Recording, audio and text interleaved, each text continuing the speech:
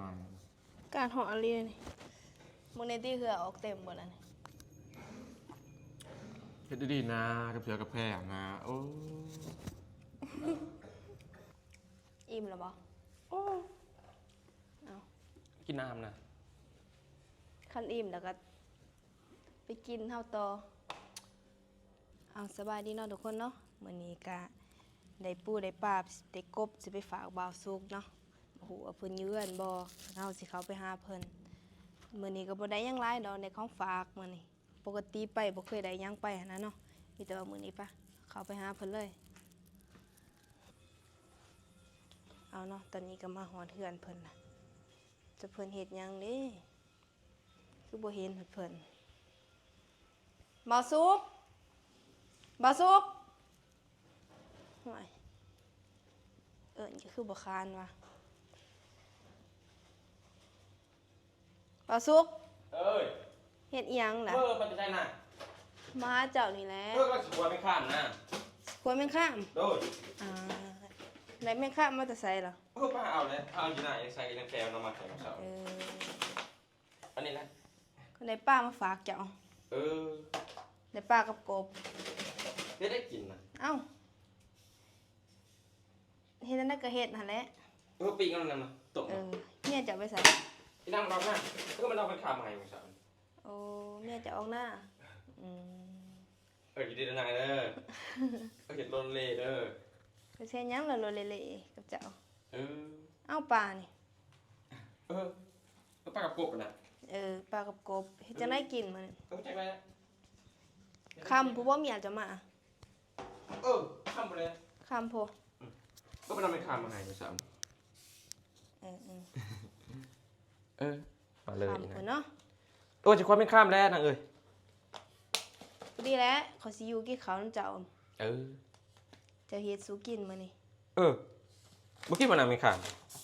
กินว่าสิควรไม่ข้ามแล้วสิเฮ็ดจะได้กินเฮ็ดแล้วมั้ยขวานั่นเนาะขวาแล้วอันนั้นตอนนอนกันน่ะนี่เนาะไฟเพิ่นก็ดังไว้ล่ะอยู่กับเพิ่น2คนมื้อนี้เมียเพิ่นออกหน้าน่ะในป่ามาหายป่ายังน่ะออกแต่เช้าบ่ไปแต่เช้าพุ่นแล้จะออกแต่เช้าพุ่นเนาะแต่ป่ามันใช่หนังป่านี่ไปซื้อเอ้าโอ้ยขากะลีต้มเอาหน่อย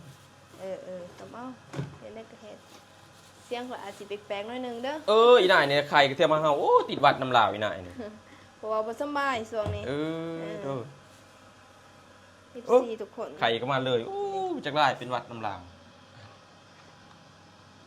ปูปลามีสิ่งหลายอย่างอันนั้นทุกคนปลาสุกเพิ่นก็ปิ้งกบไก่สิแล้วล่ะปิ้งแล้วสงสัยเนาะเรื่องห้วยซื้อเอาบ่หนังกบเนี่ยซื้อเอาแล้วซื้อมาฝากเจ้าสิกินผู้เดียวก็บ่แซ่บคิดเห็นเจ้าก็เลยเอามาฝากอีนายนี่บ่ไปเลยพอดีมาถึกสวกเมียเจ้าบ่อยู่เนาะปิ้งกบตำบักหุ่งความเป็นข้ามไปนางนี่ดิเรื่องเต็มแต่กบหน้านั่นก็ธรรมศาสตร์นางเนาะกบธรรมศาสตร์แล้วก็มาหาเลาะขายพอดีคิดเห็นเจ้าก็เลยมาฝากอันนี้แหละอันนี้ตำบักหุ่งนะตัวนี้ก็ป้าเขาเอามาฝากเพิ่นก็คั่วเรียบร้อยล่ะเพิ่นสิตำบักหุ่งตัวนี้ก็คั่วแมงข้ามก็เป็นข้ามคั่วแมงข้ามนั่นได้เลยแนวนี้ใส่น้ำลายผดนะฮะใส่เครื่องปรุงลายผดกินจนโอบสำแป้งเลยเนาะบ่ใส่แป้งก็ได้แซ่บบ่ใส่คนเห็ดนั่นแหละคนเห็ดเนาะกินดีนะเมียมาอยู่แห่งจอดเขาปิ้งกบพากินเขานั่งข่อยก็ซื้อกบมาฝากเจ้าแล้วเด้โดยจะสิให้ยังข่อยบ่นี่บ่ทันยังดอกบ่มีแนวให้นะก็ต้องมีแนวให้แล้วเนาะขอยก็ยังได้เครื่องมาฝากเจ้ามียังบ่ล่ะแม่บ่สิจักให้เอามาให้ตัวเองแล้วก็อยากได้อันนั้นอันนี้นะหมู่บ่มียังเอาเจ้าก็ได้ได้บ่ล่ะบ่นะถ้าเป็นเลนโตอีนายนี่แม่บ่อยู่ท้ายแต่เดี๋ยวนี้จะสั่งเอากบมาให้ก็อยากได้อันนั้นอันนี้นำเฮามันก็ต้องมีของแลกเปลี่ยนแล้วเนาะ แซ่เขาเอามาให้สิซื้อเอามาซะขอยก็ซื้อเสียเงินได้นี่ เธอตนาบ่ต้องเอามานะแค่นี้นะงั้นได้สิบ่ได้กินปิ่งกบนำเฮากินแล้วเนาะขอยอุตส่าห์ซื้อมามากินกับเจ้ามันแซ่บเด้กินผู้เดียวมันบ่แซ่บ อินตราอินนักใช้ก็มาแล้ว เฮามื้อแรง ก็จะนอนก็มาแล้วไปจักจะมาอย่างใด ว้าวโอ้ทุกคนเอ้ยไปตีกบแซ่บๆมานี่ ปิ่งกบตำบักหุ่งคนไม่ข้ามได้สวยนายอันนี้กินยืมคนเดียวนี่โอ้ยหอบเกี่ยมมาโหลดนาย ปิ่งกบตำบักหุ่งความแม่งข้ามคือสิแซ่บเนาะ กระแสบุคคลเฮ็ดนั่นแหละ แต่คือสิบ่แซ่บเท่าเจ้าดอก นายอันนี้แบบเลยบ่เคยลองสู้กันนะจะตำบักหุ่งกันนะ คือสิแซ่บเนาะแต่ว่าเจ้าอันนั้นคือสิแซ่บกว่า อย่างนี้นะอะไรนี่ แม่นบ่ล่ะ ขบวนเพิ่นบ่ทายอันใดเมียเป็นคันนี้ฮะเย็นนะกับเฮาอยู่ดีนะ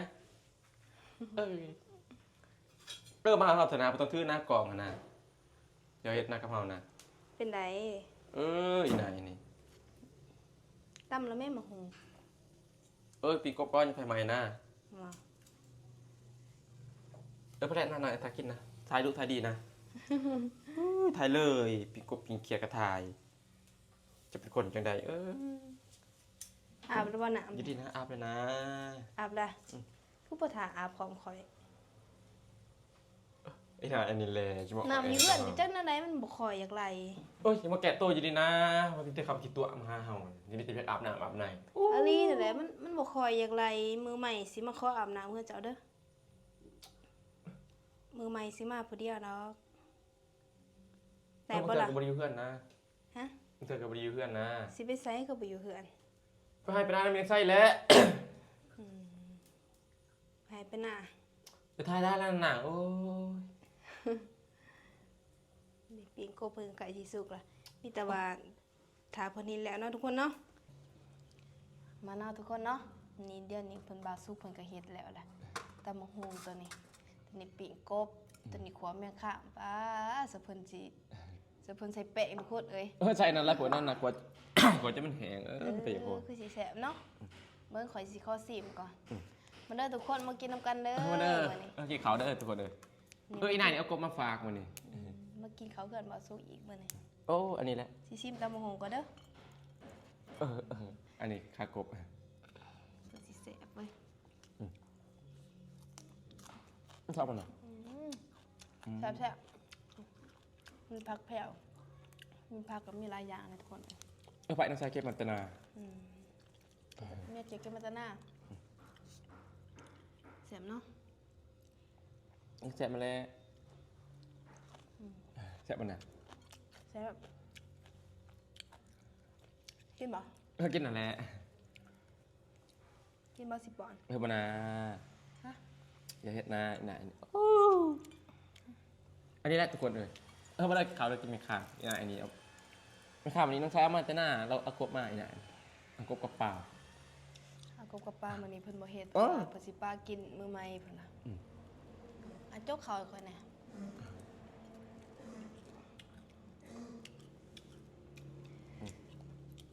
อ๋อคำน้อยๆนี่ กินแล้วนะ เอ้า เอ้ย 10 ปอนด์ ก็บอกกระดูกกระจิปอนหมูอีนายมานา นี่เด้เอาออกแล้ว อย่ามาปอกมาปอนหน้ามือกับมีนะ อยากจำตำบักหุ่งบ่ซะ อย่ามาสอบมาทนของเฮานะกินแล้วนะ เอากินก่อนคำหนึง อีนายได้จุดกระปันบ่กินบ่กินก็บ่กินนะซะแต่บ่กินขอก็บ่กิน อีนายจะเป็นคนยังไง เจ้าอยากกินแม่ข้ามบ่ซะเอ้า อีนายซูซี่อะไรแซ่บบ่แซ่บเนาะ ก็แซ่บมาแล้ว ก็กินพร้อมแม่ข้าม ซูซี่อีนายปอนกบมึงบ่กินปอนเป็นข้าว แซ่บบ่ล่ะขอยปอน ก็พอกินอยู่ดอก บ่แม่นแซ่บกว่าบ่จัก พวกกินนั่นแหละ และข่อยเอากบมาให้เจ้านี่เจ้าสิให้หยังข่อย วายนะไอ้นายนี่ ฮะ ว่าแล้วเอาอันไหนมาผากมาตอนยิง อา แต่ การแห่งเหาะอันนี้ โอ้ขอกระเพาะอาบน้ำปุ่นนะจะไปจะซีนะ เจ้าก็สิใจดำปานนั้นบ่ ใหญ่อันนี้ ก็เอากบมาให้ พอแล้วไอ้นายเอาอันไหนมาผากว่าแต่นั่นนี่โอ้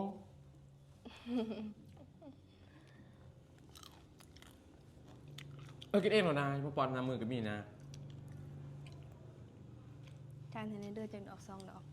โอ้ไอ้นายเขาบุลง พวกเมียเจ้าบ่อยู่นี่กบกะ4-5โตพวกเอามาให้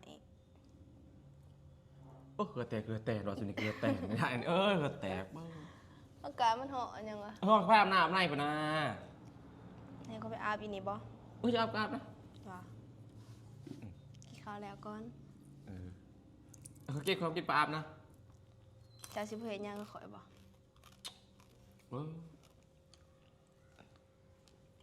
อีกหน่อย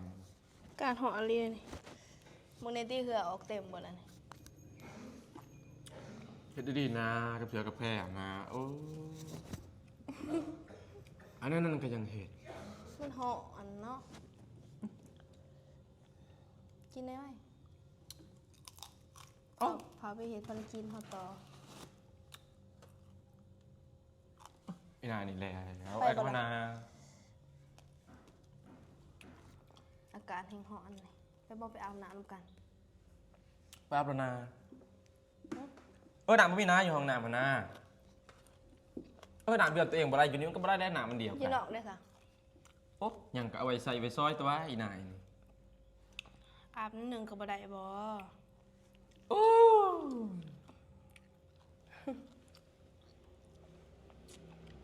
เกลือแตกบอกสินี่เกลือแตกนายมันเหาะอันเนาะ พอกินพาห้ามน้ำนะ ว่าอาบเพื่อนเจ้าเด้อ อาบไปเลยอาบ ว่า ชูชีดีนาย จะได้เมียเจ้าสิมาเห็น อาบอยู่นอนจะไม่ได้ อาการเหาะอันดีทุกคนเลย จะมีบอกมีพรมอยู่นี่นะวุ้ยบาโอ้ มีพัดลมเนาะ อีนายอย่าให้หน้ากระเพรานะ อิ่มแล้วบ่เอา กินน้ำนะ คันอิ่มแล้วก็ไปกินเฮาต่อ แต่เป็นตะสั่งอีนายกินข้าวก็ยังว่าเลยเหลวสมัครเขา ไปบ่ล่ะฮะ ปะนาอาบไปกินน้ำกินได้นะปิดร้านนางกองกันนะ อิ่มแล้ววะนี่นะ